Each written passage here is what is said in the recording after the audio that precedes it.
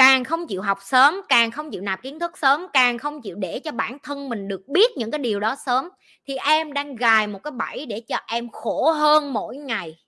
Chào các bạn đến với kênh YouTube của Nhi.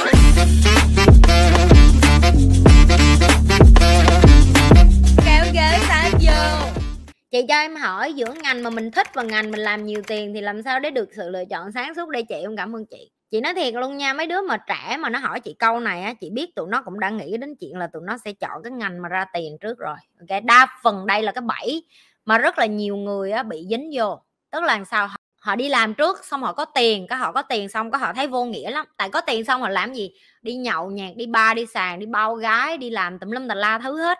Cái sau đó thấy ủa cuộc đời mình sống vậy thôi hả, sống gì chán vậy, cái xong nghĩ cái ôm một đống tiền tiết kiệm, cái kêu thôi bây giờ mình muốn làm entrepreneur, làm chủ doanh nghiệp đi, xong bắt đầu khầm hụi đi ra đi làm, không có hỏi không có học ai hết, xong cuối cùng bị dập mặt, mất hết tiền, xong lại lủi thủi quay trở lại kiếm việc, bây giờ kiếm không ra thì lại bắt đầu đi nghiện ngập hút chích rồi uống nhậu nhẹt say xỉn, bác nhà ba mấy tuổi bù lu bù loa ngồi kia, cảm thấy cuộc đời không có cái điểm tựa, không có nơi nào để đi hết, thấy bất lực.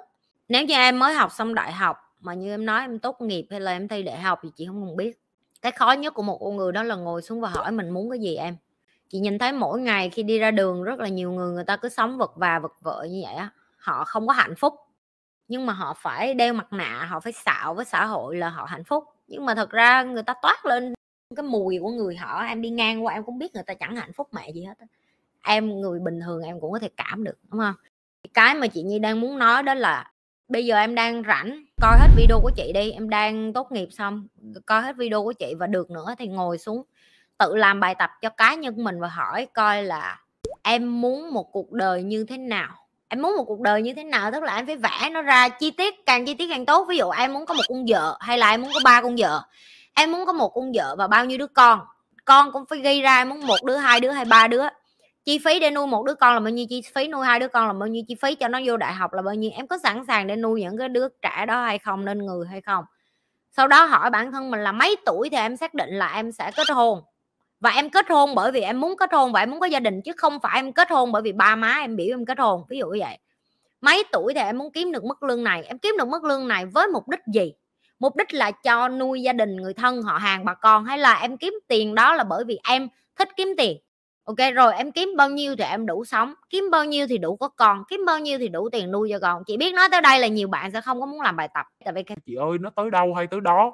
tụi em có biết tại sao mà nhiều người trên thế giới bị tổn thương bởi những người khác đến như vậy không? Bởi vì ai cũng sống cái kiểu làm biếng là tới đâu hay tới đó, cho nên họ không có chịu nạp kiến thức cho bản thân mình, cho nên họ đem những cái bực tức của họ ra ngoài xã hội và họ lại cứa lên người này người kia, cứ thay nhau vậy đó. Tôi đang nổi điên nên tôi sẽ nói với bạn là cuộc đời của bạn cũng sẽ như cuộc đời của tôi, bởi vì cuộc đời tôi như cục, cho nên cuộc đời của bạn cũng sẽ như cục, cho nên tin tôi đi. Càng sớm nhiều người có nhận thức để đi dọn cái đống nhà mình càng sớm càng tốt, thì xã hội nó sẽ thêm nhiều những cái bông hoa dễ thương như chị Nhi đi vòng vòng và làm chuyện tích cực.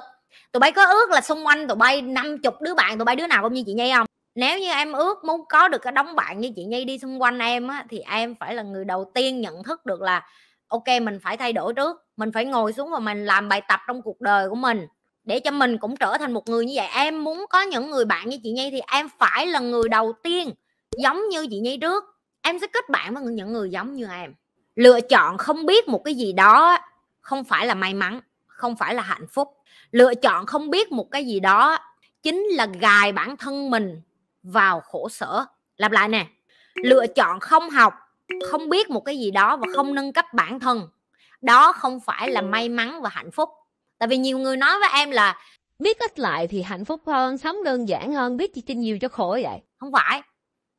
Càng không chịu học sớm, càng không chịu nạp kiến thức sớm, càng không chịu để cho bản thân mình được biết những cái điều đó sớm, thì em đang gài một cái bẫy để cho em khổ hơn mỗi ngày. Bởi vì bây giờ em phải chật vật với những thứ em không hiểu. Em không hiểu tiền là gì thì em sẽ khổ vì tiền. Em không hiểu tình cảm là gì, em sẽ khổ vì tình cảm. Em không hiểu tại sao ba mẹ em đối xử với em như vậy thì em sẽ khổ vì ba mẹ. Em không hiểu tại sao hàng xóm em đối xử với em như vậy, em sẽ tiếp tục khổ vì hàng xóm. Em không hiểu tại sao sếp đối xử với em như vậy, em sẽ tiếp tục khổ vì sếp. Cái sự khổ của em nó sẽ không chấm dứt cho đến khi em dừng gài bẫy em, dừng lừa đảo cái não của em đến nói với em những cái câu sáo rỗng và ngu xuẩn là ui tôi không biết nhiều như bà cho nên tôi mới sống an nhàn như vậy, tôi mới sống đơn giản như vậy, tôi mới sống hạnh phúc như vậy. Còn bà biết nhiều quá là bà khổ. Chị ơi, thao túng tâm lý có thật không? Hay là do thiếu kiến thức nên dễ bị người khác điều khiển? Đúng rồi, thiếu kiến thức nên bị người khác dễ điều khiển thôi. Giờ chị chấp ngoài kia luôn á, đi vô mà lừa được 800 đứa trong team Nhi Lê của chị luôn á. Chị chấp luôn á. Đó là cho tụi em thấy cái sức mạnh tự tin của chị khi chị dạy cho người ta kiến thức đúng. Chị dạy cho mấy bạn kiến thức đúng tới độ mà mấy bạn đi ra ngoài đường, mấy bạn phân biệt được người tốt người xấu, mấy bạn phân biệt được ai đang giúp họ, ai đang hại họ, mấy bạn phân biệt được ai đang lợi dụng họ và ai đang thật lòng chăm sóc họ, mấy bạn phân biệt được đâu là công việc tốt, đâu là người chủ tốt. Ok, mấy bạn phân biệt được rất rõ là mình muốn sống ở đâu, mình muốn làm gì. Và chị nói cho tụi em nghe, chị và mấy thầy rất tôn trọng người trẻ. Chị rất tôn trọng người trẻ, chị rất yêu thương những bạn trẻ, và quan trọng nhất chị cho họ bình đẳng với chị. Tại vì chị biết một ngày nào đó những cái bạn trẻ này sẽ là những người tiếp nối thế hệ để xây dựng cái thế giới này. Thế giới luôn á em. Ngày mai thầy chị phải là người vận hành thế giới. Ngày mai tụi em phải là người vận hành thế giới. Và đã từ rất lâu rồi chị nhận thức được điều đó. Đó là lý do tại sao chị phải nuôi con chị tử tế. Tại vì sau này con chị là người kế tiếp vận hành cái thế giới này. Con chị là người sẽ tiếp tục chăm lo thiên nhiên, cây cối, động vật.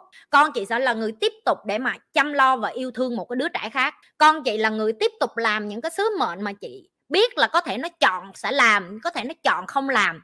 Nhưng chí ít từ nhỏ đến lớn, nó lớn lên nó được quan sát đây là cái cách mẹ nó sống. Nó sẽ suy nghĩ là tại sao mẹ mình sống như vậy. Mình có nên tìm hiểu một chút không? Chứ không phải là sáng tối con ơi nhìn đi ba con vậy đó, con ơi nhìn đi thằng hàng xóm ấy vậy đó, con ơi nhìn đi ngoài đường người ta vậy đó, nhìn đi con, nhìn đi. Nhìn tới khi nào? Sáng tối sống không có ước mơ, sống không có hoài bão, sống không có cái định dạng gì là ngày mai mình muốn đi đâu hết. Sáng tối vô đây, chị ơi ảnh bỏ em, chị ơi em đang đi trong mưa, em muốn đi trong mưa vì em không muốn ai nhìn thấy em khóc, em đau khổ lắm chị ơi, anh em làm cái này với em, ba em làm cái này với em, mẹ em làm cái này. Nghe hoài vậy không mệt hả? Mà mấy đứa con nít này nó có ai để than đâu. Có lý do nó muốn coi cái kênh của chị cũng bởi vì chỉ có một mình chị nghe nó nói à, chỉ có một mình chị trả lời cho nó à. Ba mẹ gì mà trả lời cái câu đó cho con không được mà đòi làm ba làm mẹ. Tại sao Việt Nam mình có cái câu trẻ em là mầm móng của đất nước? Tại sao Bác Hồ mình từng nói cái câu là sự nghiệp 100 năm trồng người?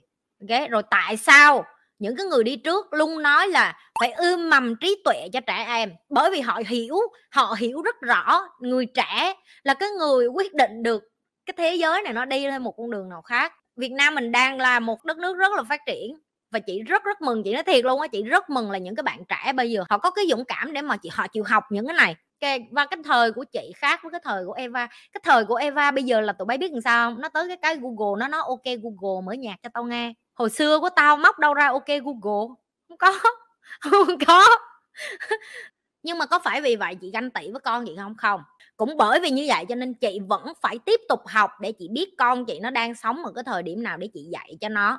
Để nó hiểu được là dù con có phát triển theo thế giới về cái tầng gọi là technology, gọi là công nghệ thông tin đi chăng nữa, thì có một thứ con luôn phải biết và luôn phải học, đó là con phải đủ yêu thương con để tất cả những cái thứ này mất đi trên cuộc đời này, con vẫn còn cái linh hồn của mình á, để sống để thở. Đừng có quên là like, share và subscribe cái kênh của Nhi nếu các bạn coi hết video của Nhi và thích những cái điều Nhi đang làm tiếp tục lan tỏa cho những người khác.